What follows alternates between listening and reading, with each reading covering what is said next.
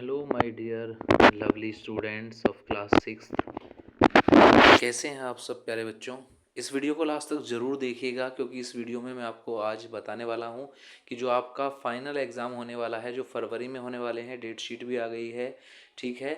उसमें काफ़ी कुछ चेंजेस हुए हैं। क्या क्या चेंजेस हुए हैं वो भी आपको इस वीडियो में समझ में आएगा अगर आप इसे लास्ट तक देखते हैं तो। और साथ ही साथ ये भी समझ में आएगा कि पेपर को कैसे आपको सॉल्व करना है, ठीक है। तो चलिए बिना समय गवाए शुरू कर लेते हैं इस वीडियो को। लेकिन याद रखिएगा, अगर आप वीडियो को मिस करते हैं, लास्ट तक नहीं देखते हैं, तो आप बहुत चीज़ें मिस कर देंगे जिसका नुकसान आपको पेपर में उठाना होगा। तो इस वीडियो को लास्ट तक ज़रूर से देखिएगा, ठीक है। आई होप आपको वीडियो पसंद आएगा। तो चलिए शुरू कर लेते हैं। तो प्यारे बच्चों, मैं आपको यहाँ पे ये भी बताता चलूँगा कि क्या क्या चीज़ें पेपर में आ रही हैं और ये भी बताऊँगा कि क्या क्या चेंजेस हुए हैं। तो सबसे पहला जो चेंज है वो आपको समझना है। वो चेंज ये है, अगर आप समझेंगे, कि जो आपका मिड टर्म एग्ज़ाम तक का जो सिलेबस है, ठीक है, वो मिड टर्म के पेपर में आ चुका है। अब आगे जो आपका पेपर में आना है वो मिड टर्म के बाद का ही आना है। तो आप एक बार अपना सिलेबस ज़रूर से देख लीजिएगा। सिलेबस की वीडियो चैनल पर वीडियो सेक्शन में पड़ी हुई हैं, आपके क्लास वाली प्लेलिस्ट में पड़ी हुई हैं। जाके एक बार अपना सिलेबस ज़रूर से देख लेना, ठीक है प्यारे बच्चों। अब देखो, ध्यान से सुनो, यहाँ आगे क्या है और क्या कैसे करना है, ठीक है। देखो प्यारे बच्चों, यहाँ लिखा है ऑल क्वेश्चंस आर कंपलसरी। सारे क्वेश्चन जरूरी हैं करने, ठीक है। और अगर आप कुछ भी छोड़ते हैं तो फिर वो ऐसे ही रह जाएगा, है नहीं। तो इसलिए क्वेश्चंस को छोड़ना नहीं है। देखिए अब मैं आपको समझाता हूँ। सबसे पहले ए सेक्शन है रीडिंग का। बच्चों पहले ये 8 मार्क्स का आता था, ठीक है। 8 मार्क्स का आता था जिसमें 5 क्वेश्चन आते थे और वो होते थे ऑब्जेक्टिव, सारे के सारे, ठीक है, ऑप्शन वाले, है ना। लेकिन अब ऐसा नहीं है, ठीक है। तो ध्यान से देखिए, मैं आपको समझाता हूँ। अब ऐसा नहीं है। अब क्या है, अब ये जो आपका है पैराग्राफ वो 7 मार्क्स का कर दिया गया है। कितने मार्क्स का कर दिया गया है? 7 मार्क्स का। तो आपको पैराग्राफ को बहुत ध्यान से पढ़ना है। और फिर आपको एक बात पर ध्यान देना है इसमें, क्या कि इसमें जो है नीचे जो क्वेश्चन आएंगे आपको, ठीक है, वो कितने, लगभग शुरू के जो 4 क्वेश्चन होंगे, ठीक है बच्चों, शुरू के 4 क्वेश्चन तो बेटा ऑब्जेक्टिव टाइप होंगे, यानी ऑप्शन वाले होंगे, ठीक है। जैसे मैं यहाँ समझा देता हूँ, आपको थोड़ा सा इसको समझना है कि जैसे आपने ऊपर का ये पैराग्राफ पढ़ लिया, ठीक है, ये 7 मार्क्स का है पैराग्राफ आपका, आपने ये पढ़ लिया, ठीक है। तो इसको पढ़ने के बाद, ठीक, ये जो है इसको पढ़ लिया और फिर आपने पढ़ा क्वेश्चन को। तो क्वेश्चन को ध्यान से पढ़ना होता है। और क्वेश्चन में जो पूछा, जैसे रेन फॉरेस्ट मोस्टली फाउंड, ये पूछा है, तो ये आपसे जो पूछ रहा है, तो ये देखिए गौर करेंगे तो यहाँ इसका आंसर है rain forest are found in warm places near equator.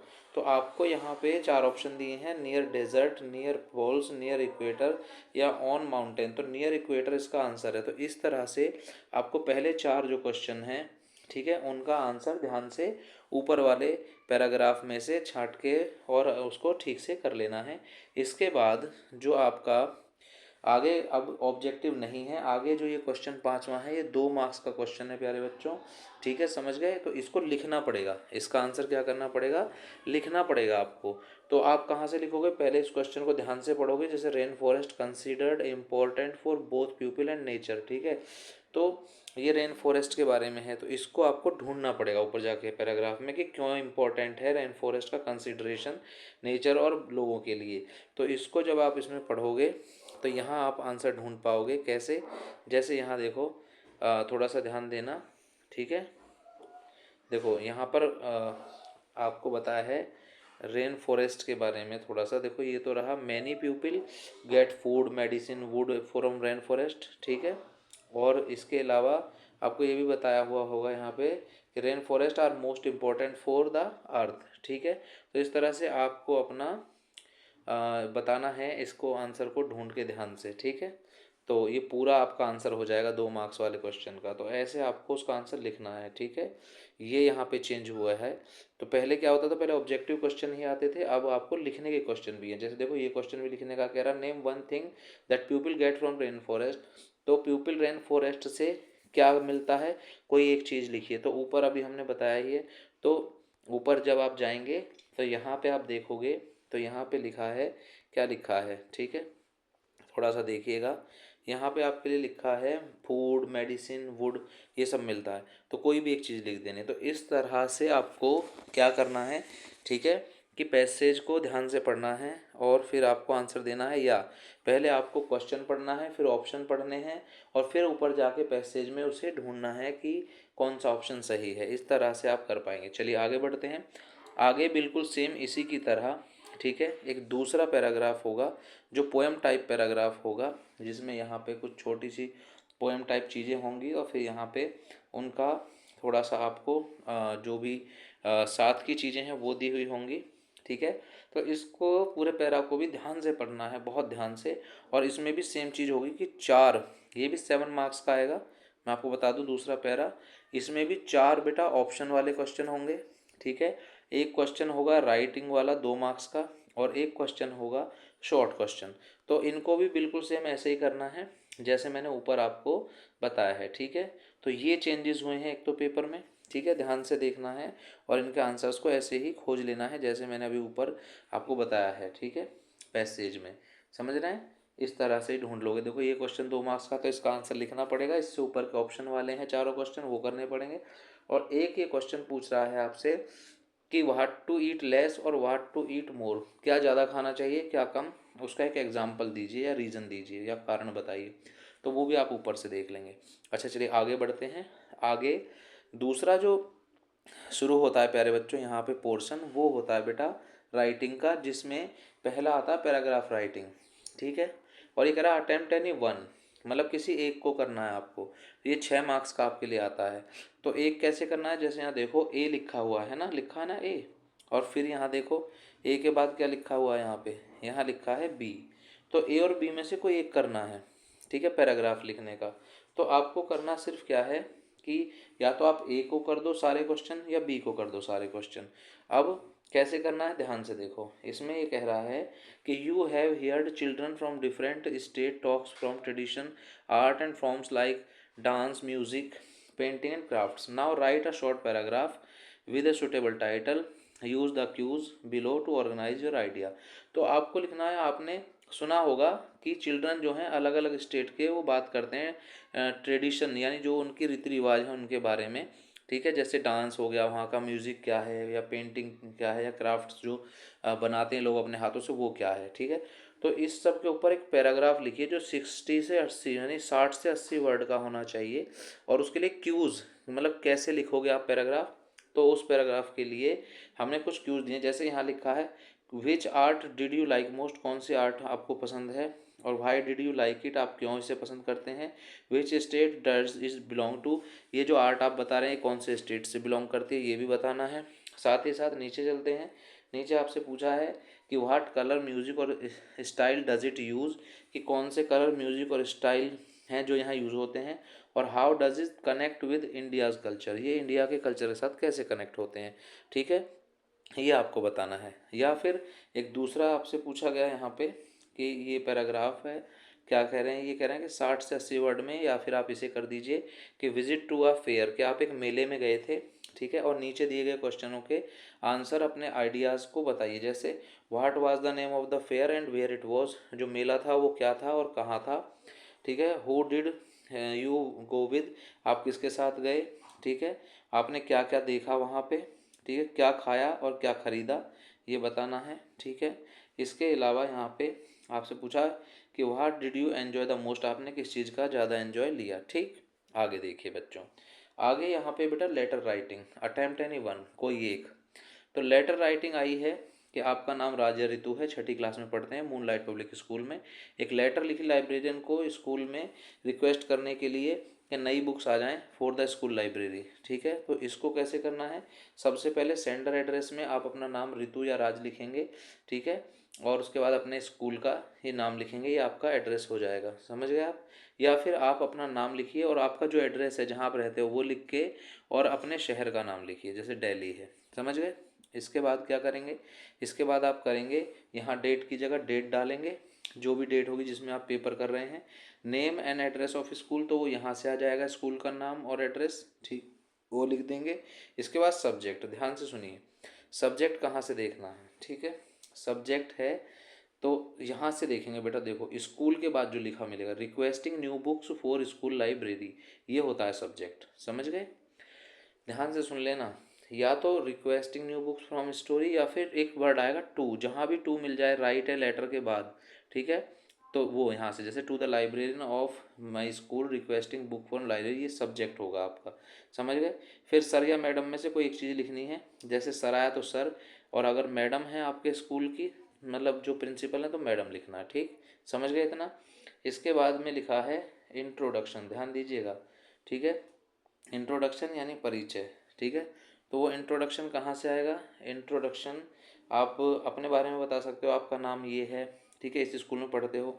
अच्छा, आपके रीज़न, इसमें लिख रहा है which types of books you needed, आपको कौन सी बुक चाहिए, तो इनमें से या तो स्टोरी बुक या साइंस बुक कोई एक लिख देना। और why will you more book help the student, तो बुक बच्चों की हेल्प क्यों करती हैं, अगर आप बता सकते हैं तो वो आप लिखें, नहीं तो आप इसे स्किप कर सकते हैं। फिर लिखेंगे योर सिंसियरली, फिर अपना नाम, क्लास और सेक्शन।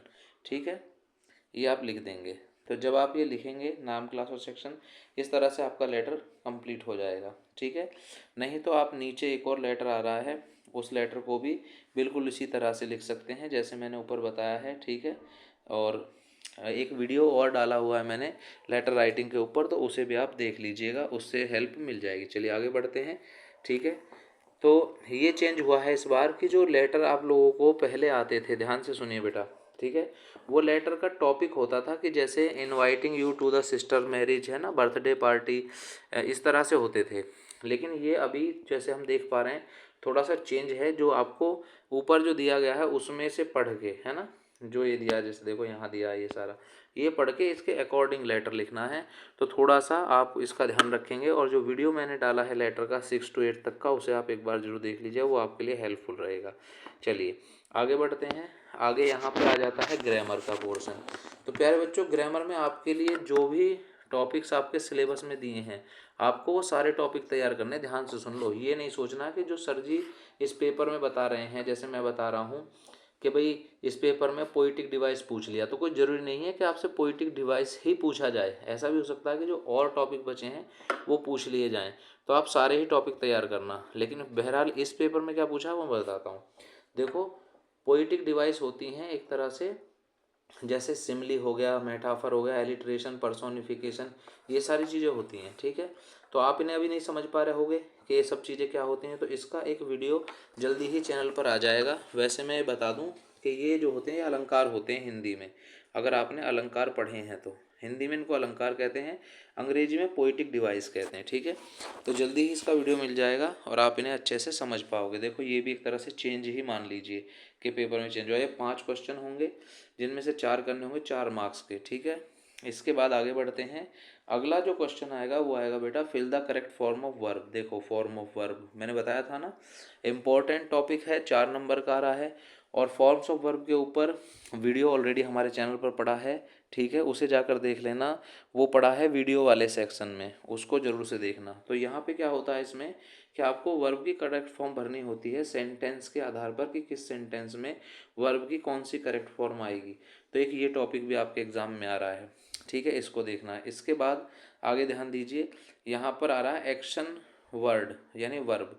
ये आपको उस पर क्या करना है, उस पर सर्किल करना है। ठीक है, जो वर्ब है, कैसे वर्ब, ध्यान दीजिए 3 मार्क्स में आ रहा है कि जैसे इस सेंटेंस में सब्जेक्ट छांट लिया द बॉयज़, फिर आ रहा प्ले तो खेलना, जंप्ड कूदना, ईटिंग खाना, रीडिंग पढ़ना, ये सारी वर्ब्स हैं, तो उन पे आपको सर्किल करना है।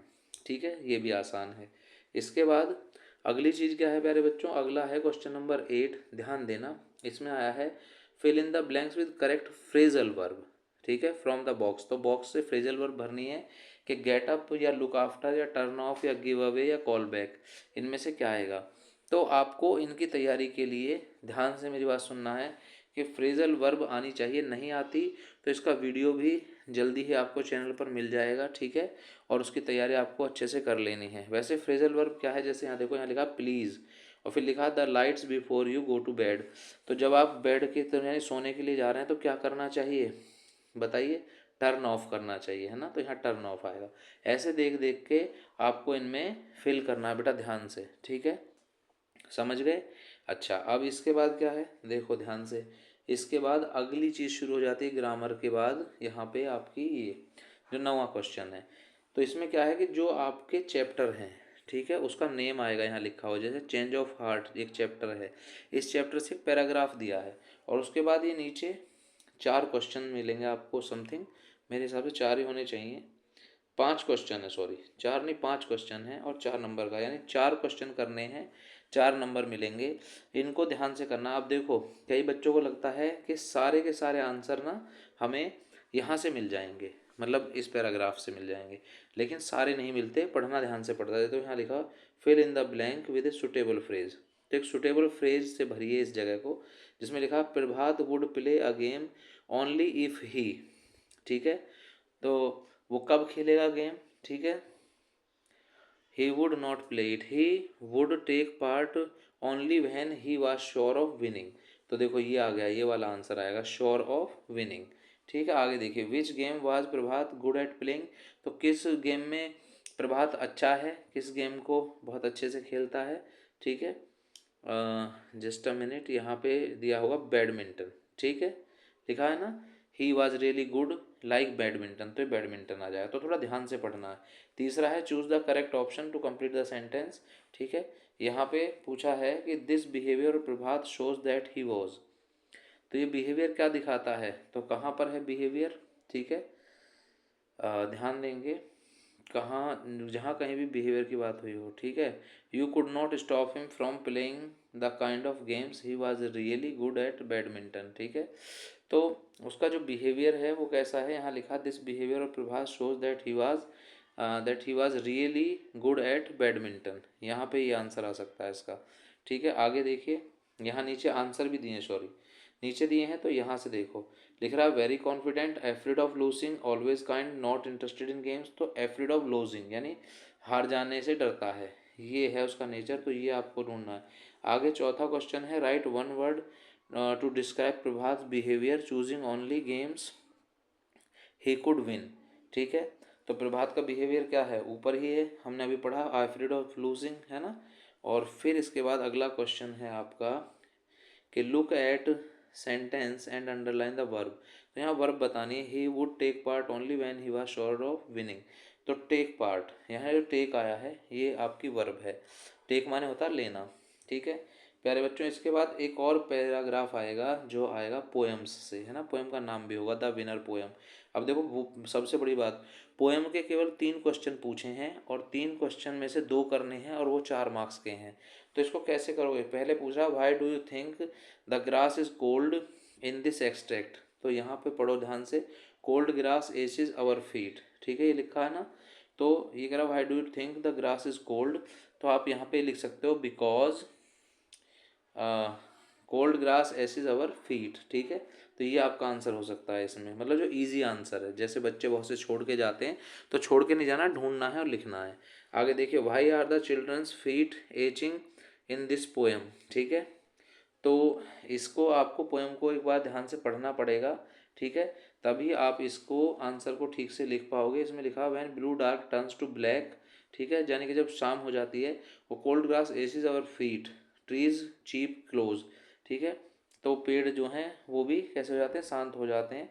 तो यहाँ पे why are the children's feet aching in this poem because cold grass aches their feet, यही आंसर इसका भी हो जाएगा। और why does night win in the poem explain in your own words, अपने शब्दों में लिखो कि रात क्यों जीतती है, तो यहाँ पे लिखा है ट्रीज, ये सारा कुछ लिखा है, तो ये सारा कुछ इसका आंसर हो जाएगा, नाइट इसलिए जीतती है, ठीक। चलिए आगे बढ़ते हैं। अब आगे क्या है देखो, ध्यान से समझना है आप सबको। पहले क्या था, पहले जो है ये 11वें क्वेश्चन में ना 5 ही क्वेश्चन आते थे और पाँचों में से 4 करने होते थे, 3-3 नंबर के, इस तरह से 12 नंबर के क्वेश्चन होते थे। होता क्या था कि जो क्वेश्चन आते थे प्यारे बच्चों, वो क्वेश्चन आपके आते तो ऐसे ही थे, लेकिन पोएम्स में से कम क्वेश्चन आते थे। लेकिन इस बार क्या है, आप ध्यान दोगे तो इसमें लगभग 3 क्वेश्चन चैप्टर से होंगे और 2 क्वेश्चन पोएम से होंगे। तो आपको पोएम और चैप्टर्स के क्वेश्चंस को ध्यान से अच्छे से याद कर लेना है। और अगर आप चाहते हैं कि इनके लिए हम आपके लिए वीडियो बनाएं कि आपके क्वेश्चन आंसर्स जो हैं वो आसानी से याद हो जाएं, यानी इंपॉर्टेंट पॉइंट्स आपको हम बता दें, तो आप इस वीडियो के कमेंट बॉक्स में कमेंट में लिख देना कि यस, तो मैं समझ जाऊंगा कि आपको ऐसा वीडियो चाहिए जिसमें आपको इम्पोर्टेंट पॉइंट्स पता चलें और आप इनके आंसर्स में केवल इम्पोर्टेंट पॉइंट लिखाना उस चैप्टर के, आपको मार्क्स मिल जाएंगे। ठीक है प्यारे बच्चों, तो मुझे उम्मीद है कि आपको समझ में आया होगा कि क्या क्या चेंजेस हुए हैं। ठीक है, और इस वीडियो से आपको हेल्प मिला होगा कि पेपर जो है आपका वो कैसे आने वाला है। ठीक है, और आपको पेपर की प्रिपरेशन कैसे करनी है। ठीक है, तो आई होप आपको वीडियो पसंद आया होगा। अपने फ्रेंड्स के साथ शेयर कीजिएगा, चैनल को लाइक और सब्सक्राइब भी कीजिएगा। ठीक है, और नए हैं तो सब्सक्राइब जरूर कर लेना ऐसे ही इंटरेस्टिंग वीडियोस के लिए। और अगर आप परेशान हो रहे हैं कि ग्रामर के जो टॉपिक्स हैं जो आपके सिलेबस में आ रहे हैं वो कहाँ से तैयार करें, तो बिल्कुल परेशान नहीं होना है, चैनल पर जाइए। ठीक है, और चैनल पे ऊपर जाके प्लेलिस्ट को सर्च कीजिए और प्लेलिस्ट में ग्रामर एंड इम्पॉर्टेंट टॉपिक्स के वीडियोस में जाके अपने टॉपिक वाइज वीडियो सेलेक्ट करिए और उन्हें देखिए और सीखिए। चलिए मिलते हैं नेक्स्ट वीडियो में।